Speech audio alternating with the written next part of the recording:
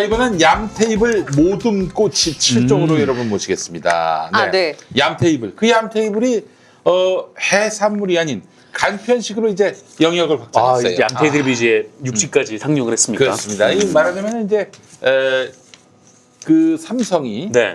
삼성이 이제 편의점 한 거죠 지금. 삼성이 텔레비전을 만들다가 네. 이제는 보험업계로 진출한 거나 마찬가지다. 삼성생명. 보험하지 않습니까? 그러니까 문어발식 확장이다. 네. 네, 얌테이블이 지금 모험을 지금 시도하고 있어요, 여러분. 해산물로는 우리의 만족도를 충족시켰는데 다른 간편식으로도 우리 소비자들에게 네. 만족을 자아낼 수 있을지 한번 오늘 또 시식을 해보겠습니다. 가족들 캠핑 메뉴로 좋고 집에서 혼술 안주로도 완벽한 모둠꼬치 7종입니다. 혼술 안주. 아이고. 주로 뭐 하십니까? 네. 혼술 안주. 혼술 안주. 네. 족발이나 보쌈. 자, 이제 바꿀 때가 됐어요. 네. 얌 테이블의 모둠꼬치 7종으로 모시도록 하겠습니다. 조리는 간단, 양은 든든, 가격은 저렴합니다. 드셔보시면 압니다.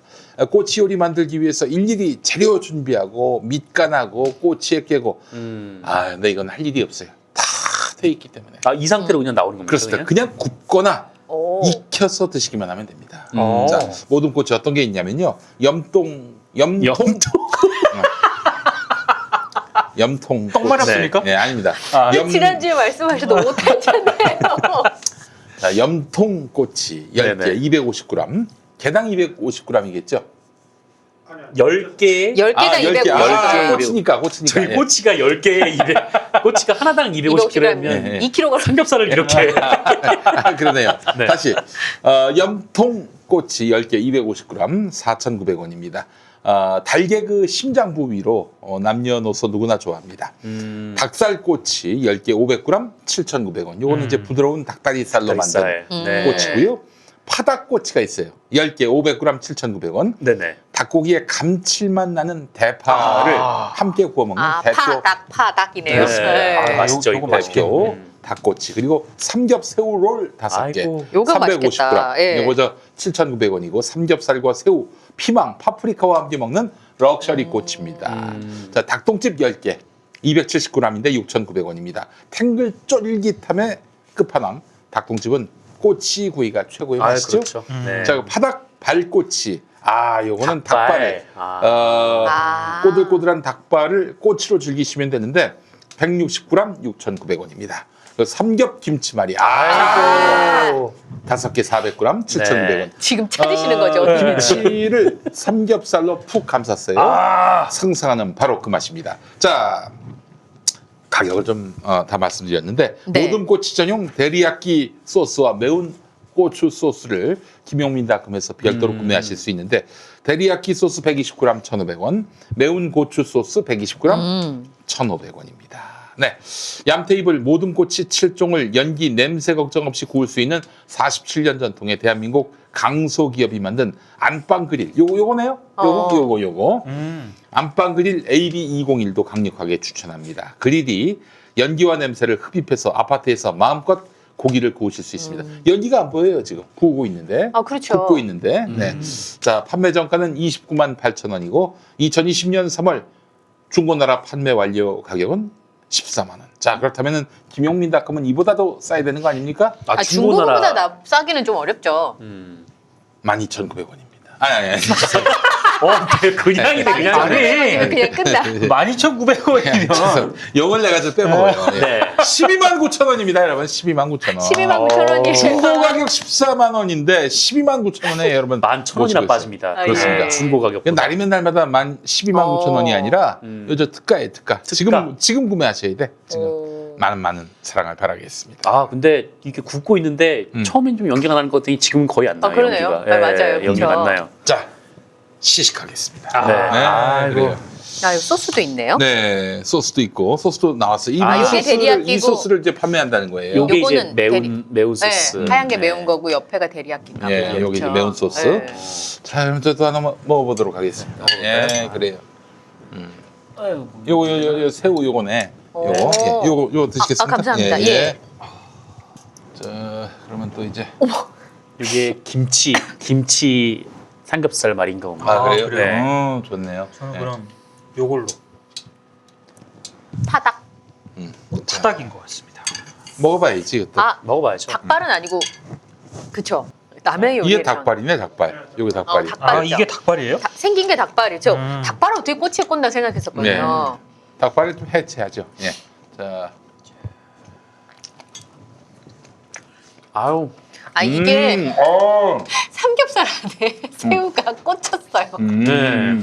동그랗게 말아가지고. 그러네. 네. 와 이거 닭발인데 이렇게 맛있을 수가 있나? 그러니까요. 이건 진짜 김치 삼겹살. 삼겹살 안에 김치를 싼 거네요. 와. 생각하시는 딱 그 맛입니다. 상당히 진짜. 고소합니다. 이거 매운 소스 먹으니까 안 느끼하고 양념인데 확 들어가는데요. 파프리카도 그렇고. 아우 좋은 닭고기로 했네. 아 그리고 잘못하면 냄새 나잖아요. 고기는. 근데 이제 무좀 있는 닭발은 안 씁니다. 네? 무좀 있는 닭발 안 써요. 네. 닭도 무좀 있어요. 네, 그럼 뭐 당연하죠. 그런 얘기는 안 하셔도 돼요.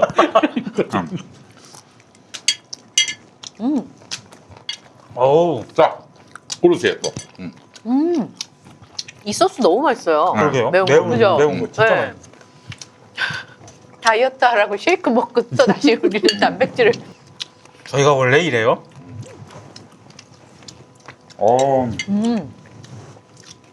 여기 그 삼겹살로 한 거네 이게. 김치말이 그건 것 같습니다. 김치 삼겹 김치말이. 아. 얘는 끝없이 들어갈 것 같은데요. 네. 맞아요. 네. 베리야끼 찍어 먹어보겠습니다. 아, 근데 참 이 꼬치의 장점은 딱히 이렇게 큰 노력 없이 먹을 수 있는 거니까. 한 잔 마시고 그냥 하나만 쏙 그쵸, 그쵸. 네, 빼먹으니까. 다른 건 노력이 필요해요. 움직이는 걸 아주 싫어했어요.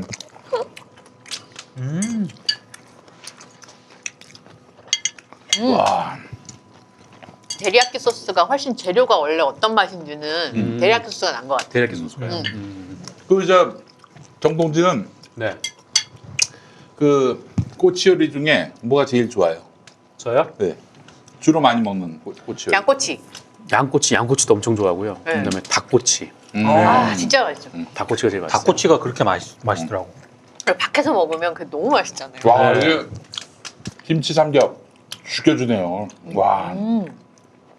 아 진짜 맛있다.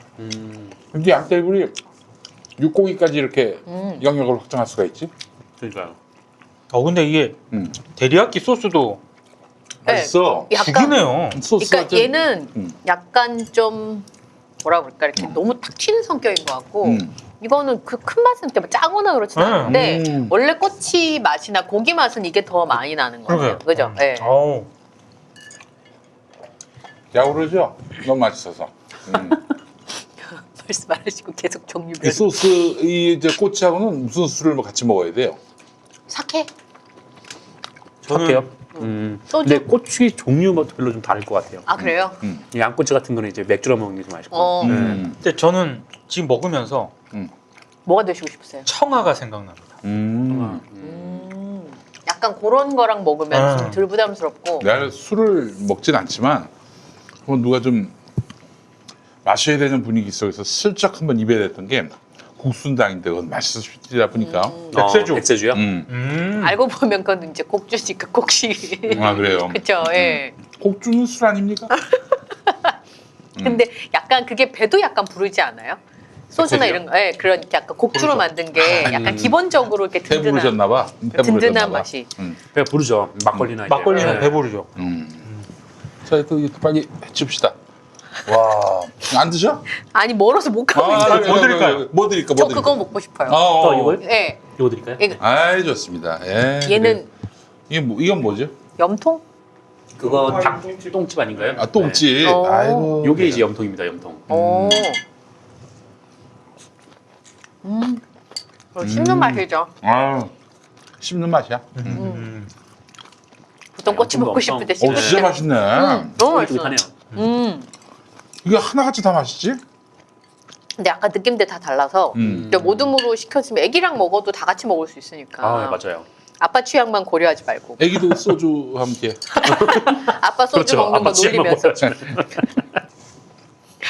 지난주랑 너무 다르신 거 아니에요?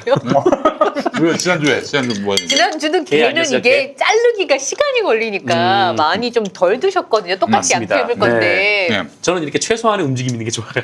근데 그래요. 오늘은 이게 드시기가 편하니까 아, 네 번째로 나셨어요, 빈님. 너무 좋습니다. 진짜. 아, 이 염통꼬치 10개를 4,900원 주고 사가지고 소주 한 잔에 하나씩 먹는다고 생각을 하면 그 몇 잔을.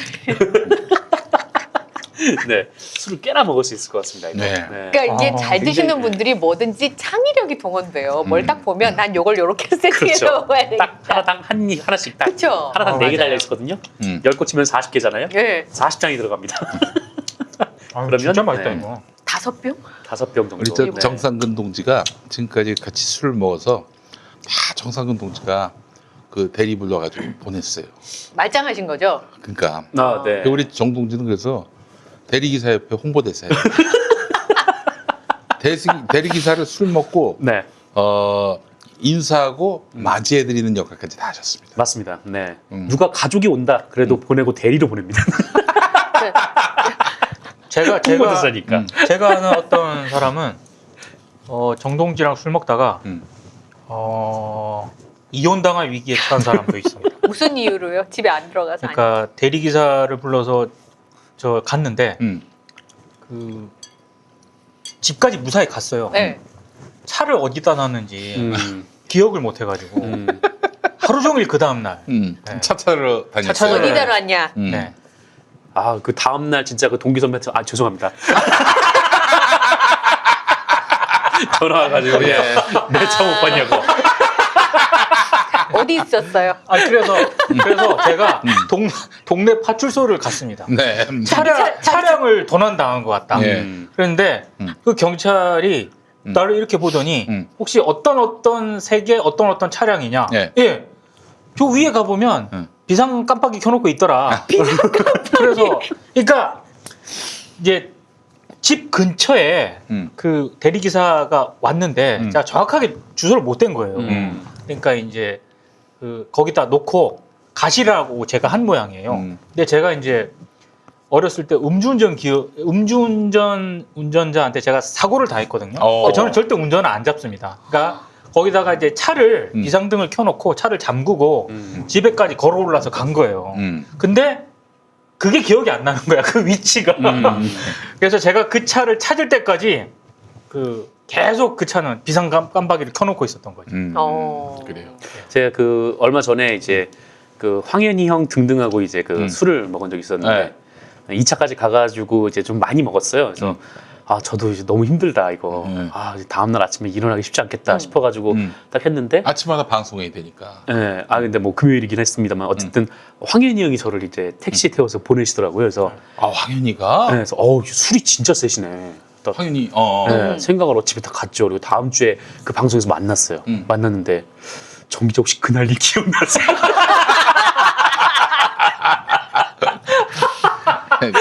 그래요. 예, 알겠습니다. 예. 아, 정말. 잘 먹었습니다. 오늘 기분 좋습니다. 기분 좋아요. 네. 이 장비 때문에 이게 무슨 전자파 때문에 그런 거 아닌가? 아, 그럴 수 있겠죠. 한번 꺼보지.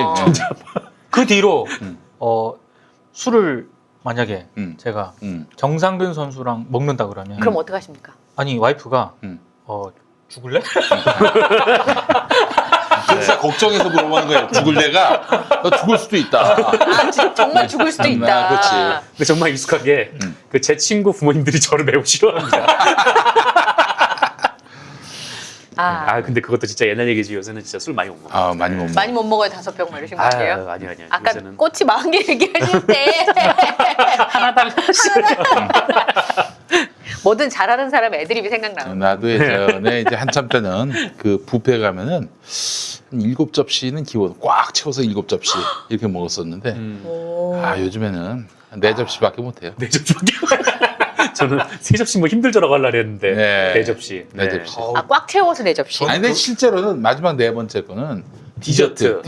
실제로는 그쵸, 3개야. 저는 직접 목격을 했잖아요. 홍대 앞에 그 고기 뷔페. 고기 뷔페 거기 와 흥미진진합니다.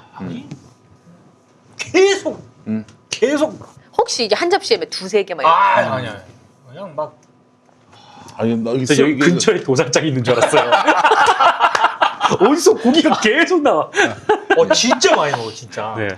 옛날 얘기입니다. 옛날엔 뭐 내가 거의 한 30대 때쯤에는 올킬이었어요, 올킬. 네. 그래서 정말 그 때문에 우리나라 요식업에 굉장히 악영향을 미친 것은 아닌가 염려가 될 정도로 네. 많이 먹었어요, 진짜. 백종원 씨가 이 형 돈 받아가지고 건물 세웠다. 그래요. 예. 자, 우리 민동기 기자님. 네. 음. 저는 그 시사직격 KBS 논란을 좀 가져와 봤는데요. 이게 KBS 시사직격은 PD들이 만드는 시사 네, 프로그램입니다. 그래요. 그런 시업수를 다 있잖아요. 하나씩. 예. 근데 신한은행 채용 청탁 의혹과 관련해서 시사직격 제작진이 이걸 취재를 했어요. 네. 근데 취재를 하다가 그 뭐 의원들도 좀 인터뷰를 해야 되고 이렇게 해야 되는 거 그렇죠. 아니겠습니까? 예. 근데 다들 아시겠지만 국회 출입기자단 그 출입기자 제도 출입기자단을 가지고 있는 언론사 같은 경우에는 마음대로 국회 취재가 가능하지 않습니다. 맞아요. 예. 윤미향 의원 같은 경우만 하더라도 뭐 도둑 촬영을 해도 뭐라고 안 하고 앞에 뻗치기를 있어도 뭐라고 안 하고 뭐 그 국회 출입 기자라는 이유만으로 그러거든요. 근데 출입처가 아닌 이런 맞아요. PD들 시사 PD들 같은 경우에는 어떤 어디를 취재를 하려고 한다 이걸 정확하게 밝혀야 돼요. 네. 근데 대충 그렇게 밝히더라도 그 이외에 좀 국회를 돌아다니면서 취재를 통상적으로 하지 않습니까? 근데 아무래도 이번 건 같은 경우에는 워낙 그 신한은행 채용 청탁 의혹과 관련된 취재이기 때문에 당사자가 된 의혹 당사자로 의심을 받고 있는 그 의원 입장에서는 의원들 입장에서는 불편할 수밖에 없는 거죠. 당연히 그렇죠. 그래서 좀 어필을 했던 그런 모양이고 그런 어필의 작용인지는 정확하게 모르겠습니다만 국회 사무처가 시사직격 제작진의 퇴청을 요구를 합니다. 그리고 국회 미디어 담당관실 쪽에서도 원래 상임위 회의실 촬영 허가를 받고 들어왔었는데 왜 의원실에 가서 인터뷰 요청을 하느냐. 그래서 촬영 제한 조처를 내립니다. 나가라고 한 거죠, 한마디로. 취재를 국회 내에서 취재를 할 수 없는 그런 상황이 된 겁니다. 근데 저는 이거는 일단 첫 번째 이거 왜 조용할까? 일단 한국기자협회라는 언론인 현업단체도 있고요. 국회 출입하고 있는 기자들도 엄청나게 많습니다. 근데 어찌됐든 취재를 하다가 동료 언론인이 취재 제한 조치를 국회로부터 당한 거잖아요. 예전에 뭐 MBN이건 뭐 이런 당으로부터 뭐 취재 제한 조치 이런 거를 당했을 때 막 성명서 내고 난리 났었던 적 여러 번 있지 않습니까? 이건 굉장히 조용합니다. 저는 이유는 단 하나. 출입기자단에 가입된 기자가 아니라 그냥 시사 PD이기 때문에 그들만의 카르텔. 그들만의 카르텔이 이런 침묵의 가장 큰 요인으로 작용을 하고 있다. 이게 하나고요. 저는 기자협회가 됐든 이거는 뭐 기자협회는 기자 문제에 우선적으로 뭐 성명서도 내고 활동을 하는 단체이긴 합니다만 그 기자협회가 기자들만 연관되어 있는 사안에 대해서 그럼 지금까지 뭐 성명을 냈느냐? 아니에요. 그래요? 전체적인 언론인 이런 환경에 대해서도 부분에 대해서도 성명을 이 목소리를 냈거든요. 근데 이거는 철저하게 그냥 시사 직격 제작진의 문제 이렇게 가고 있어요. 언론계 내부에서도 아무런 문제 제기가 없는 거고요. 그 팀에서 잘못한 거다 뭐 이런 느낌으로. 그러니까 그냥 시사 직격이 취재하다가 벌어진 문제. 그래서 그나마 움직이고 있는 게 뭐 MBC PD 수첩이라든가 비슷한 SBS 그것이 알고 싶다. 왜냐하면 이 시사 프로그램을 만드는 PD 입장에서는 남일이 아닌 거예요. 그렇죠. 왜냐하면 출입처를 가지지 않았다는 이유만으로 이런 식으로 취재 제한 조치를 당한다는 거는 앞으로 프로그램 제작 만들 때 있어서 굉장히 제한을 받을 수밖에 없는 조치거든요. 근데 너무나도 조용합니다. 너무나도. 그리고 제가 이제 또 하나 문제의식을 가지고 있는 거는 국회 출입기자 등록돼 있는 기자들이 제가 알기로 엄청나게 많거든요. 엄청 많죠. 너무나도 많습니다. 근데 사실 시사직격이 취재하고 있는 이 신한은행 채용 비리와 관련해서는요. 국회 출입 기자들도 상당히 관심을 가져야 될 사안이에요. 아니면 왜냐면 의원 가운데 이 만약에 의혹에 연관돼 있는 의원들이 있다면 당연히 관심을 가져서 이걸 취재를 해야 되잖아요. 근데 이건 철저하게 또 취재를 거의 안 합니다. 그 부분에 대해서. 관련돼 있는 보도가 얼마 없어요. 그러니까 이게 저는 궁극적으로는 근본적인 원인이 출입 기자 제도가 가지고 있는 한계가 정확하게 드러난 거라고 저는 생각을 하거든요. 그러니까 출입 기자단의 문제가 아닌 사안에 대해서는 뭐 동료 언론인이 취재 제한 조치를 당하더라도 난 모르겠다. 좀 거칠게 말하면 예. 그런 문제가 하나 있고 또 하나는 출입 기자 제도, 그러니까 국회 출입 기자단에서 그 수많은 언론인이 국회 출입을 하고 있는데 이런 문제에 있어서는 흔히 말하는 이건 탐사 보도 성격이 좀 있는 거지 않습니까? 그렇죠. 예. 거의 보도를 안 하는 이 자체도 상당히 문제다. 그러니까 사실 국회와 관련해서 정당을 출입하건 국회를 출입하건 매일 출입을 하면서 뭐 특정 국회의원 혹은 특정 정당을 비판하는 기사 쓰기가 쉽지는 않다는 것을 알고 있거든요. 그러면 최소한의 인력 배분이라도 좀 하든가 조정이라도 하든가. 지금 KBS만 하더라도요.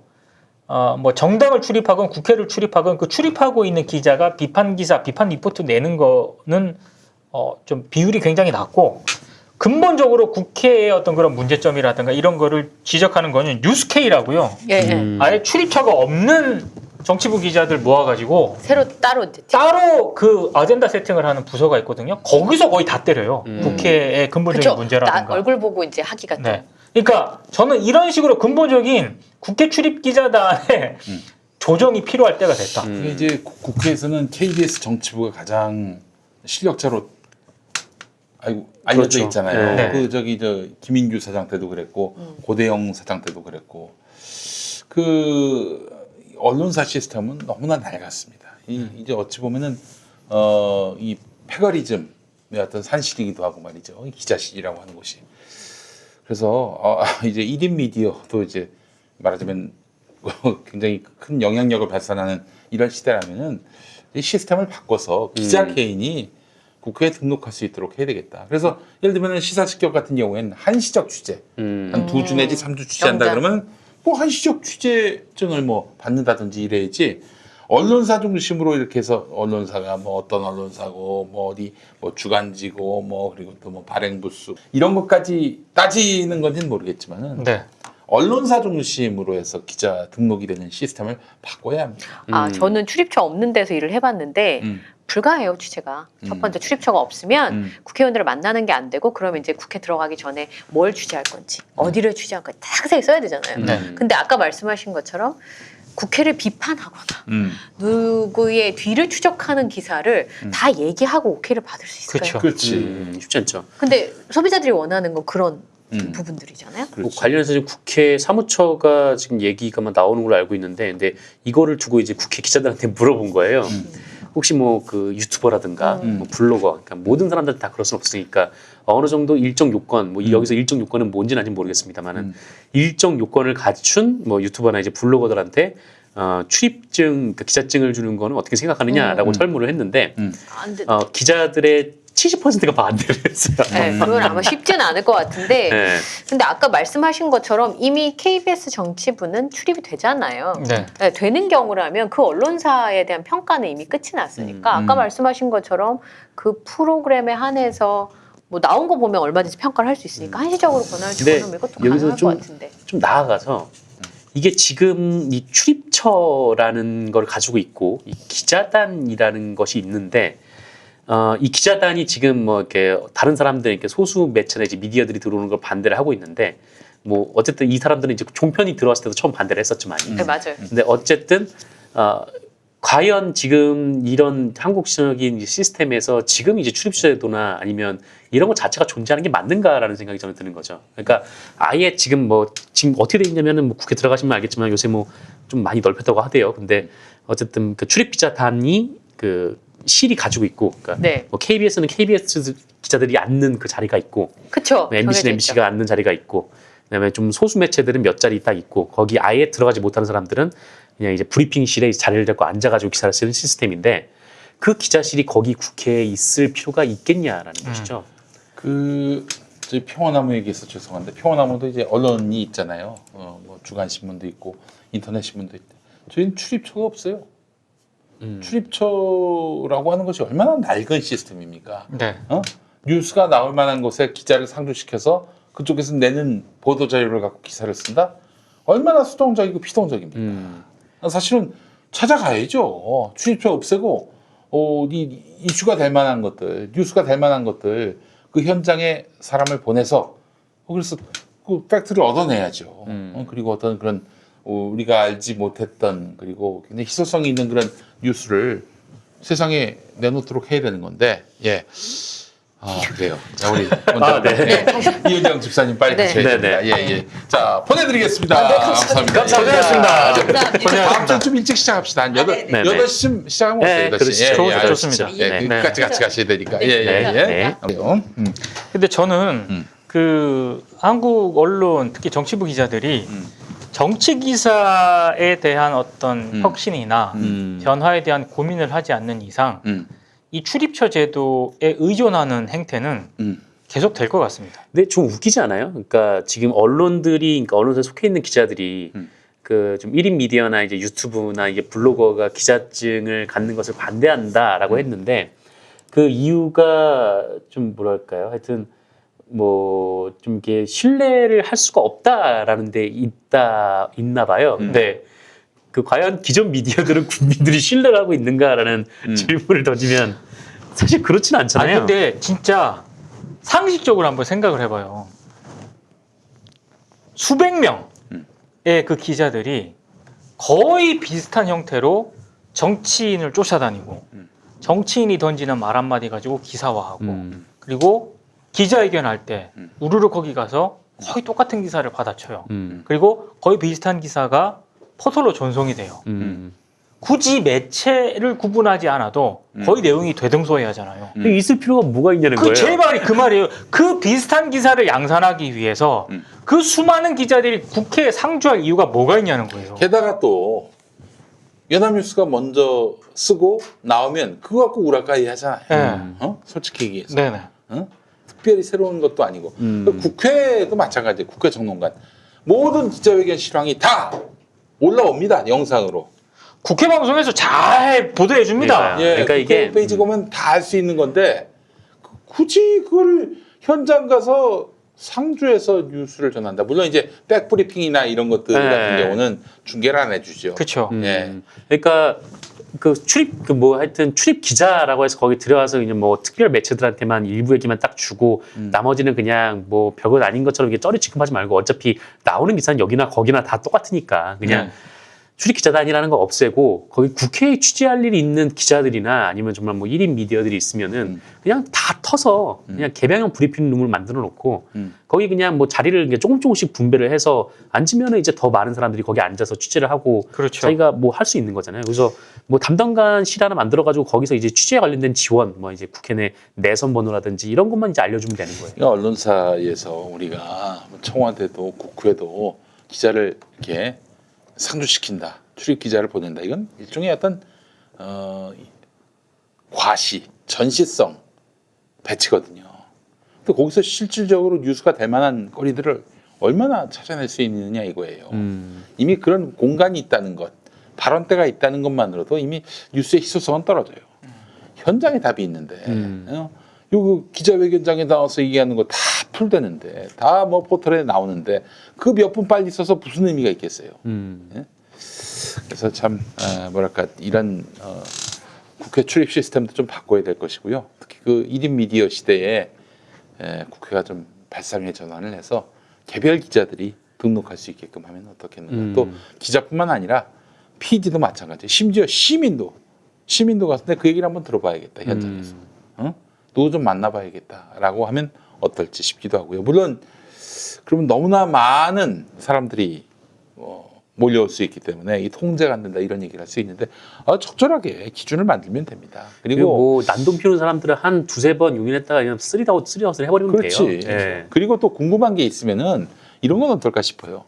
직접 가서 만나지 말고 문서로 작성해서 물어보면은 그 의원실에서 답을 하게끔 한다든지 혹은 뭐 의원이 직접 답장을 하게 한다든지 뭐 의무를 좀 둬서 그렇게 답하게 해야지 이거 뭐 그냥 국회에 그냥 너도 나도 그렇게 등록하는 것이 합리적인 방법인지 싶기도 하고요. 그러니까 국회를 출입을 상시하는 것은 취재를 편리하게 하고 다소 용이하게 할 수는 있어요. 근데 모든 매체의 기자들이 비슷한 기사를 생산하기 위해서 그 국회를 상시적으로 출입할 이유는 없는 거고요. 그래서 어떤 식으로든 이 국회는 물론이고 출입 기자 제도에 대한 전반적인 어떤 변화라든가 이런 거를 지금 언론계가 하지 않으면은 저는 나중에는 네. 누차 제가 강조하는 거지만은 그 외부로부터 개편을 당한다니까요. 알겠습니다. 예, 그 경기 방송 얘기를 좀 한번 해볼게요. 네. 경기 방송이 이제 새로운 경기 방송으로 이제 출범을 하게 되지 않겠습니까? 네네네. 근데 많은 분들이 좀 잘못 알고 있는 게 심지어는 그 경기 방송 다니다가 이제 잘린 분들 있잖아요. 네네. 그러니까 아주 뭐랄까요? 그분들은 억울하게 잘린 네네. 것이죠. 그렇죠. 그냥 뭐 경영자 하나가 목리를 부려가지고 방송국을 없앤 거 아닙니까? 전대미문의 일이 벌어진 건데 그래서 새로운 경기 방송이 생기면은 그 주파수도 그대로 쓰고 옛날로 돌아갈 것이다. 이런 기대들을 많이 하시는 것 같아요. 그러나 이 엄청난 함정이 있었습니다. 뭔데요? 이게 뭐냐? 사실은 새 경기 방송 얘기 나왔을 때 제가 알고 있기로는 YTN, TV조선 이런 데서 관심을 가졌어요. 그래서 라디오가 없으니까. YTN 라디오가 YTN 이 있는데도 불구하고 아하. 또 라디오를 그래서 아니 왜 이러지? 그 무슨 서울에서 방송하는 것도 아닌데 경기도 그 수원의 광교산에서 쏘는 건데 왜 그 방송에 눈독을 들일까? 사실 JTBC도 관심을 가졌다고 합니다. JTBC는 라디오가 없죠. 라디오가 네. 없고 TV조선도 없고 그것도 그 만약에 라디오가 있게 된다면은 JTBC하고 TV조선이 지상파가 되는 겁니다. 예. 왜 그걸 하려고 할까? 라디오가 탐나서? 라디오는 서양 매체라고 지금까지 우리는 알고 있었는데 왜 그랬을까? 광고였습니다. 광고. 끼워 팔기. 아. 그러니까 종편이랑 같이. 예를 들어서 종편이 아니라 그 지상파 단독으로. 이게 사실 지금까지 경기 방송은 내가 알고 있기로는 MBC였어요. 네. 네네. 어떤 기업이 MBC에다 광고를 주고 싶단 말이야. 아. 광고를 주면은 반드시 MBC 것만이 아니라 지역 방송, 종교 방송도 끼워 파는 이제 방식이었어요. 미디어 랩이라고 그 하죠. 결합 네. 판매라 그러죠. 그렇죠. 예, 말이 좋아서 결합 판매인데 네. MBC한테 500만 원 준다고 쳐봐. 450만 원은 MBC한테 가고 50만 원은 이제 지역 방송, 종교 방송 이런 데다가 나눠주는 거죠. 의무적으로. 네. 내가 원치 않아. 지역 방송하고 종교 방송에 간 걸 원치 않아. 그럼에도 불구하고 떼어줍니다. 네. 이 옛날에 이제 코바코 시스템에서 그렇게 한 건데, 근데 사실은 그 시스템이 이 완성된 이후로는 새로운 방송이 나온 게 없어요 지금. 그런데 이제 경기 방송이 없어졌습니다. 새로운 경기 방송이 생긴다고 쳐봐요. 새로운 경기 방송을 끼워줄까요? 결합 판매, 끼워 팔기 판매, 안 끼워준다는 게 방송통신위원회의 판단입니다. 기존 게 아니라 아예 새 거니까. 그러면 경기 방송, 새 경기 방송 어떻게 되느냐? 기업들마다 찾아다니면서 독자용은 우리 가능하다는 방송 거죠. 광고해 주세요. 해줄까? 안 해주겠죠. 경기 방송. 그 서울도 아니고 수도권인데, 그쵸. 수원인데. 그래서 이거는 뭐 진짜 굉장히 메리트가 없는 방송이다 해서 기존 매체들이 새 경기 방송에 눈독을 들이려고 했다가 포기를 했습니다. 네. 그렇잖아요. 방송국을 반납한다는 게 이게 상상할 수 있는 일이 아니잖아요. 근데 이 일이 벌어졌어. 그래서 그 매체를 이제 새롭게 허가를 받아서 내야 되는 그런 상황이 됐는데, 전대미문의 상황이 됐는데, 광고와 관련한 이런 어떤 그 베니핏이라고 해야 되나? 네. 예, 그런 것이 전혀 보장이 안 되니까 이건 뭐 불가능하게 된 거죠. 슬쩍 간을 봤다가 철수했다. 그리고 경기방송 어떻게 하느냐? 하나밖에 없어요, 길이. 경기도든지 어디든지 네, 그렇죠. 이게 TBS 모델로 공영방송으로 가는 수밖에 없게 됐어요. 공적 재원을 투입해야 된다는 얘기는. 그렇지 않고서는 경기방송 안 하면 돼 그러면. 자, 그래서 새 경기방송 논의는 굉장히 복잡하게 지금 돌아가고 있다. 아. 예. 이렇게까지 쉽게 얘기하는 사람이 과연 있었을까? 생각이 됩니다. 어떻게 생각하세요? 네. 네. 이건 마치 예. 배지어트로 다른 멘트 쏙 빼고. 그렇습니다. 네. 알짜배기만. KBS나 MBC나 SBS 같이 큰 매체 말고 독자적인 광고 어떤 상품으로서 메리트 있는 방송은 현재 CBS 음악 FM밖에 없어요. 어디가 있겠어? 그렇죠. 평화 방송이 그렇겠어? 불교 방송이 그렇겠어? CBS 표준 FM이 그렇겠어? 근데 이제 시장에서 지금 걱정하고 있는 게 뭐냐면 TBS가 혹시 광고 시장에 진출하는 것은 하는 그런 염려. 그렇죠. 그러면 경쟁력 있지. 네. 현재 지금 저 뉴스 공장을 비롯해서 주요 프로그램들이 지금 상위권에 놓여 있는데. 그게 괜찮아요. 예. 프로그램들이. 그래서 지금 현재로서는 라디오 광고 시장은 점점 파이가 줄어드는데 참 뭐랄까요? 지금 거기서 새로운 파이를 만들어낸다는 것은 거의 불가능한 일이다. 그런 상황이 됐습니다. 그럼 뭐 공영을 하게 된다면 지금 이제 도의원 몇 분들이 지금 그 일종의 이제 도민 방송 같은 걸 이제 운영하자 뭐 그런 아이디어를 그쵸. 건가요? 근데 이제 그런 거예요. 아마 그분들의 생각은 TBS에는 서울시 의회 의장이 나오고 서울시 의원이 연결되는데 왜 경기도는? 경기도에서는 이제 그런 일이 거의 없으니까 뭐 아무래도 정치인들로서도 그런 여러 가지 또 너무 좀 안 좋은 조건, 서울에 비해서 안 좋은 조건에 대해서 관심을 가질 수밖에 없게 된 거죠. 예. 광고 시장 얘기가 나와서 그런데 네. MBC가 갑자기 수신료를 달라, KBS 수신료를 달라 이런 얘기를 하고 있는데 네. 꼭 그런 얘기는 아니죠. 맥락은 그건 아니고요. 그 MBC가 되게 지금 위치가 애매하지 않습니까? 그렇죠. 공영방송인데 또 주식회사고 네. 그리고 광고 방송을 하고. 재원은 또 광고로 운영이 되니까. 그러니까 박성재 사장은 MBC의 정체성을 이제 명확하게 공영방송으로 규정을 하고 우린 MBC는 공영방송이니까 그리고 거기에 맞는 공적 통제도 받겠다. 대신에 지금 불합리한 어떤 타 방송사 이를테면 KBS, EBS는 공영방송이라는 이유로 네. 방송발전기금도 많이 면제를 해주고 이런 부분에 있어서 많이 면제를 해주거든요. 그리고 아까 얘기한 광고 끼어 팔기, 네. 결합 판매에 있어서도 KBS, EBS는 그 지역 방송사라든가 중소규모의 방송사 수가 적어요. 근데 MBC는 한 20몇 개 돼요. 많아요. 그러니까 이런 부분에 있어서 그러니까 여러 가지 지금 MBC 입장에서는 불합리하다고 생각되는 그런 부분들에 있어서의 제도적인 어떤 불합리함을 철폐하고 지원 같은 거를 동등하게 해달라라는 그런 의미가 있는 거라고 저는 보거든요. 전 그래서 이런 구조가 좋지 않겠는가. KBS는 수신료를 올려서 광고 자본으로부터 완벽하게 독립된 네. 100% 공영방송을 그대로 유지했으면 좋겠고 MBC는 그렇다면은 수신료 나눌 것도 없이 KBS의 파일을 MBC가 많이 흡수하면서 또 단단한 또 공영방송으로서 그 자리를 붙인다면 얼마나 좋을까. 근데 이제 수신료를 완벽하게 좀 올리고 그래서 그 KBS가 그 수신료로 운영되게끔 했을 때 그럼 지금 ETV 쪽에 떨어지는 이런 그 광고 있지 않습니까? 네. 그게 이제 약간 붕 뜨잖아요. 그 요거를 또 하기 위해서 뭐 종편이라거나 타 방송사들도 엄청나게 또 몰려들 거거든요. 근데 저는 근본적으로 물론 저 역시 이 수신료를 현실화하는 그런 방안에 대해서 지지하는 그런 입장이긴 한데 문제는 지금 그 수신료를 내는 주체가 우리 국민들이지 않습니까? 네.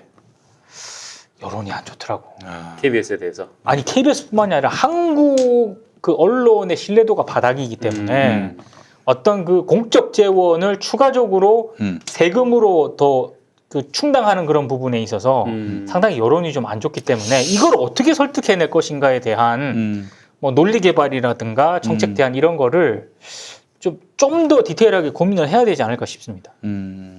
그래요. 알겠습니다.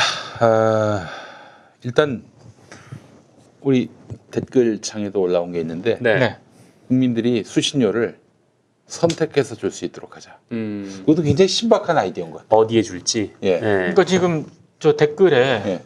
좀 심심찮게 등장하는 게 예. 지금 언론 지역만 놓고 봤을 때는 차라리 MBC에 수신료를 내고 싶다 뭐 이런 분들도 꽤 보이거든요. 네. 네. 그래요. 그것도 좋은 방법입니다. 그러면은 국민들의 선택을 받고자 네. 국민들의 눈높이에 맞게 또 몸 낮춰서 이렇게 눈높이에 맞춰서 방송할 수 있지 않을까 하는 생각도 들고 그러면은 SBS 같이 그렇게 근본 없는 방송을 하지는 못할 거예요. 그런 생각 갑자기 또 안 듭니까? SBS를. 아니 그렇잖아요. 솔직히 얘기해서 직인 파일 그 관련한 보도 네. 누가 봐도 이거는 오버인데도 불구하고 무슨 표현이 잘못됐다는 이런 식으로 그리고 그동안 SBS 칼날에 맞아가지고 내상이 깊었던 그런 정치인들이 얼마나 많았습니까? 노무현 대통령, 한명숙 총리는 아니었나? 노무현 대통령도 그렇고요. 이재명 지사도 그렇고요. 손혜원 의원도 그렇고 최근에 조국 전 장관도 마찬가지고 이건 방송이 아니라 흉기 아닙니까? 그렇기 때문에 이렇게 국민들의 지지와 성원과 또 현금 지원을 받고자 한다면은 국민의 눈높이에 맞춰서 그렇지 않으면은 자본에 결국 기댈 수밖에 없는 구조인 거예요. 그렇죠. 그래서 이 수신료 관련해서 어느 방송에게 넣어주시겠습니까? 이렇게 한다면 좋지 않겠는가? 그러면 KBS야말로 또 MBC도 마찬가지고요, 또 SBS도 마찬가지고 지상파 방송에 한해서만 그렇게 그 수신료가 갈 수 있도록 하게 해야 하지 않겠는가 하는 생각도 들고 SBS 뭐 사형인데요. 뭐 그 KBS와 MBC만. KBS, 네. MBC만, EBS도 해서. EBS도 예 알겠습니다. 수신료 경쟁 체제? 어때요? 광고 경쟁 체제가 아니라 그러니까 국민들이 무서운 줄 알아야 돼요. 기본적으로 언론 개혁은 그겁니다. 국민들은 무서운 줄 알아야 되는 거예요. 지금은 다 우리가 개판을 쳐도 삼성한테만 잘 보이면 된다. 이거 아닙니까? 이래서 오늘 언론이 망가진 거 아니에요. 네.